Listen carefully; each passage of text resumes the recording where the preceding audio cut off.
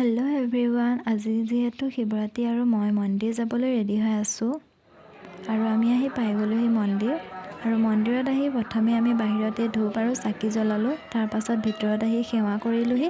সেৱা কৰি এয়া দেখিছেনে, ইয়াতে নাম হৈ আছে। আৰু তাৰপাছত এইখিনি চাওকচোন, ইমান ধুনীয়াকৈ সজাই থৈছে।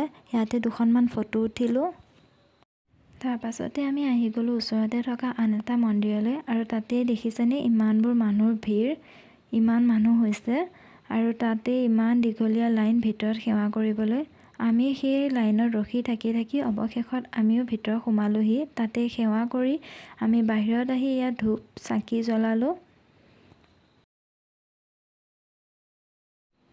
তাৰপাছত আমি আকৌ প্ৰসাদ খালোঁহি। প্ৰসাদ খাই ডাইৰেক্ট ঘৰত আহিলোঁ। ঘৰত আহি কাপোৰ খুলিয়ে এয়া ডাইৰেক্ট পাকঘৰত আহিলোঁ। আজি যিহেতু শিৱৰাত্ৰি, সেয়ে ভাবিলোঁ আজি ভাত নাখাই আজি পুৰি চব্জিকে খোৱা যাওক।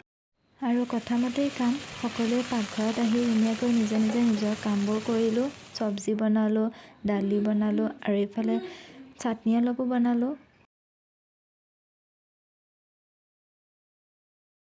তাৰপাছত পুৰি বনাবলৈ ধুনীয়াকৈ আটাকেইটা বেলি লৈ এয়া তেলত দি গোটেইবোৰ পুৰি ল'লোঁ।